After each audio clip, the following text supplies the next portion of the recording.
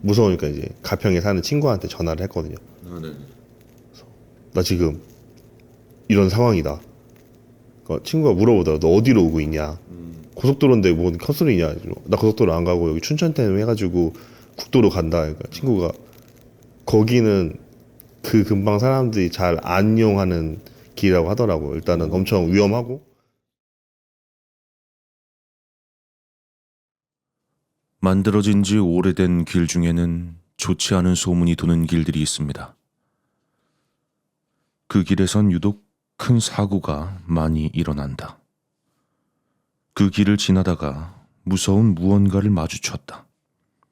또 사고가 나거나 무서운 무언가를 마주치지 않았더라도 뭔가 과학적으로는 설명할 수 없는 기묘한 경험을 했다거나 여러분이 아실 만한 꽤 유명한 길도 하나 있습니다. 자유로 귀신. 야심한 밤에 자유로를 운전해서 지나가다 보면 눈이 있어야 할 자리에 눈 대신 이 뒤쪽까지 크게 뚫린 구멍 2개가 있는 어떤 여자 귀신이 나타난다. 그리고 그 귀신을 보게 되면 반드시 사고가 난다. 간단하게 이야기하자면 이런 이야기죠. 이야기의 디테일은 좀 다를지 몰라도 괴담을 좋아하시는 분들이라면 한 번쯤은 들어보셨을 법한 이야기죠. 그런데 이처럼 유명세가 전국적으로 퍼져서 많은 이야기가 다뤄지고 있진 않지만 그 지역에 오래 살았던 사람들끼리는 그 소문을 익히 들어 알고 있는, 그렇다 보니 아는 사람들끼린 꺼림직한 마음에 자연스레 피하는 그런 스팟도 있다고 합니다. 오늘 들어볼 이야기가 바로 그런 길에 관한 이야기인데요. 춘천댐. 북한강을 지나는 강변도로에서 무섭고 기묘한 경험을 하셨다는 제보를 받고 서울시 동대문구로 가보았습니다.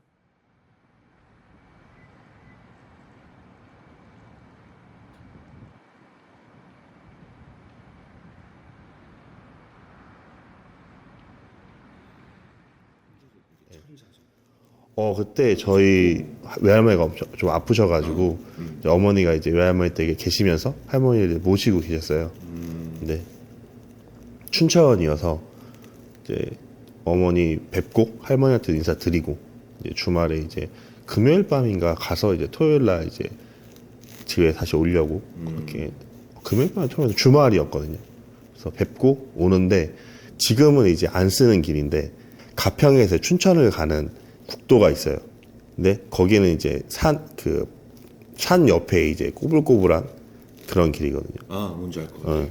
근데 이제 거기는 사실상 약간 지금은 거의 쓰는 사람이 없어서 가로등 불빛도 많이 없고 되게 외진 그런 길이거든요. 근데 이때 여름이었는데 좀 이제 차 산지도 얼마 안 됐고 그냥 드라이브 하는 약간 이런 게 있어서 국도로 가려고 이제 그 길을 갔는데 되게 어릴 때 이제 아버지 차 타고 한번 갔던 길이고 사실상 거기 길인지도 잘 몰랐어요. 내비를 찍고 가는데 이제 글로 가는 길이어서 네, 가평에 친구가 살다 보니까 들려서 약간 얼굴 보고 가자 해서 이제 글로 갔던 거였거든요. 근데 일단 해가 떨어졌고 가로등도 많이 없고 그러다 보니까 엄청 어두워서 천천히 가고 있었죠. 그리고 약간 문 열고 좀 이렇게 바람 좀 쐬면서 이제 천천히 이제 빨리 갈 수도 없어요. 왜냐면 운전이 좀 서툴렀고 그리고 좀 너무 어두워가지고 길도 험하니까 꼬불꼬불하니까 천천히 가고 있었죠. 제보자님은 거기에 당시 초보 운전자이다 보니까 아마 더욱더 운전에 집중하고 있었을 겁니다. 살짝 잘못했다간 정말 큰 인명사고로 이어질 수 있거든요. 제보자님은 그날 그렇게 예민해져 있는 상태에서 천천히 강변 산길을 따라 운전을 하고 있었습니다. 그런데 갑자기 그 외진 강변 국도에서는 도저히 난리가 없는 냄새가 나기 시작했다고 합니다. 밤이었어요. 막 이미 거기는 이제 외진되고 가로등 이런 것도 없고 그래서 이렇게 그냥 차로 천천히 이제 창문 열고 쓱 가고 있었는데 저기서 향 냄새 같은 게 향이요? 예, 향 냄새 같은 게 나는 거예요. 이렇게 차 이렇게 쓱 이렇게. 그래서 근처에 뭐 절이 있나 싶어서 그냥 뭐향 냄새가 나네. 그냥 그 정도만 생각했어요. 근데 향 냄새가 계속 나는 거예요. 은은하게 계속. 근데 신기한 거는 문 열고 달리고 있는데 세게 바람이 들어오는 건데도 계속 향 냄새가 계속 섞여서 나더라고요. 야심한 밤, 인적 없는 강변의 국도, 그리고 향냄새. 전혀 어울리지 않는 조합이었습니다. 심지어 그 향냄새는 운전을 하는 내내 계속해서 조금씩 진해지고 무거워지는 느낌이었다고 합니다. 이 일만 해도 제보자님께는 정말 소름 끼치는 일이었겠지만 애써 무시한 채 운전에 집중하고 있었습니다. 하지만 정말 무섭고 이상한 일은 얼마 지나지 않아 일어나게 됩니다. 그 향냄새가 딱 정확히 이거 향냄새라고 인지하고 나서 좀 가다 보니까 이제 차 센서가 울리더라고요. 센서요? 예, 그러니까 그 차 이제 천천히 가거나 주차를 할 때 보면 이제 옆에 가까이 울체거나 삐삐삐 울리는 내용이 있잖아요. 네. 근데 이제 그 차가 이제 옆면부터 해가지고 앞 범퍼 옆쪽 왼쪽부터 시작해서 옆면 삐삐삐삐해서 뒷범퍼 뒤쪽까지 앞부터 순서대로 뒤까지 예, 이렇게 뭐가 서 있고 내가 거기를 지나가면 울리는 내용처럼 삑삑삑삑. 예, 그렇게 울리더라고. 근데 차량의 충돌 방지 센서는 차의 전방부터 측방 그리고 후방까지 그 센서 근처에 감지할 수 있는 물체가 가까이에 있다면 그 위험을 삑삑삑 하는 소리로 운전자에게 알려주게 됩니다. 충돌을 피하기 위함이죠. 쉽게 말해 눈으로 볼 수 없는 무언가가 내 차의 근처에 있을 때 경고음을 통해 알려주는 역할을 하는 겁니다. 그런데 이 좁은 왕복 1차선 도로, 왼쪽 앞 센서부터 왼쪽 옆, 그리고 왼쪽 뒤로 이어지는 경고음.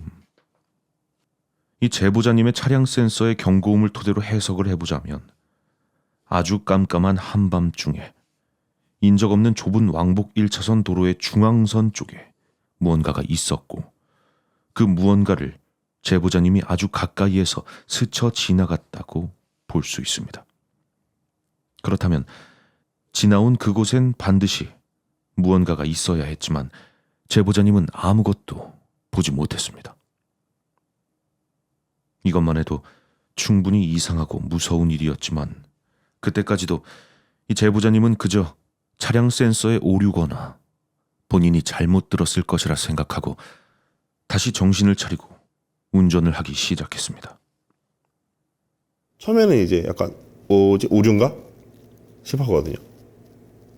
근데 그게 삐삐삐 하고 또 한 2, 30m 가니까 또 그렇게 울리는 거예요. 똑같은 걸로. 그때는 딱 생각이 들더라고요. 이거는 오류가 아니다. 이거는 오류가 아니고 세 번째 딱 센서가 울릴 때는 예, 뒤를 못 보겠더라고요.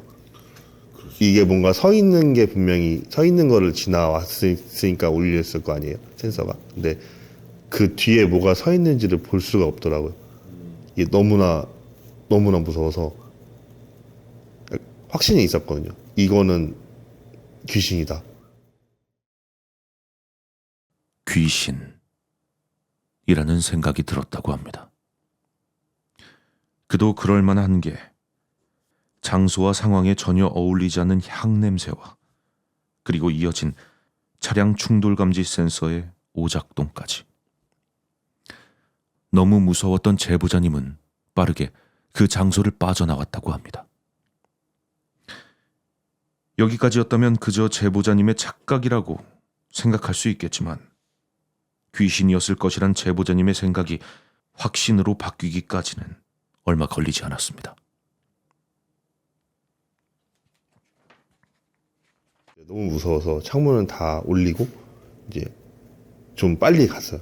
그리고 무서우니까 이제 가평에 사는 친구한테 전화를 했거든요. 아, 네. 나 지금 이런 상황이다.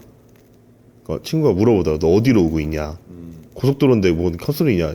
나 고속도로 안 가고 여기 춘천태릉 해가지고 국도로 간다. 그러니까 친구가 거기는 그 근방 사람들이 잘 안 이용하는 길이라고 하더라고. 일단은 엄청 위험하고 귀신 나온다. 그런데 왜 글로 가냐? 그래서 막 얘기를 하더라고요.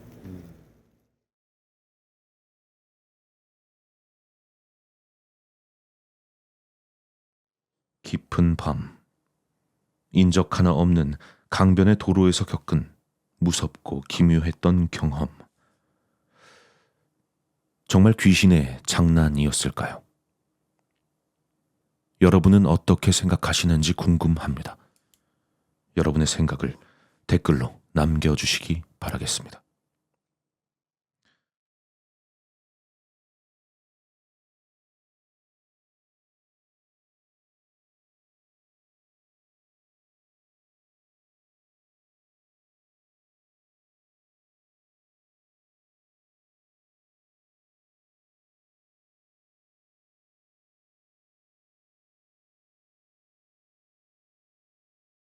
인터뷰 하기 전에는 이 얘기도 많이 안 했어요. 그러니까 귀신은 약간 자기 얘기 하면 온다고 하잖아요. 아, 그렇죠. 네. 그래서 이 얘기도 잘 안 했어요. 그 친구한테 한 번 하고 뭐 다른 사람한테는 거의 한두 번 이렇게 얘기하고 안 했거든요. 혹시라도 올까봐. 근데 지금은 시간도 한 5년 정도 지났고 좀 한번 가서 그게 뭐였지 혹시라도 뭐 예, 한번 가보려고 해요. 지금은 좀 그런 용기가 생기는 것 같아요. 반갑습니다. 브레이든입니다. 여러분의 제보를 기다리고 있습니다.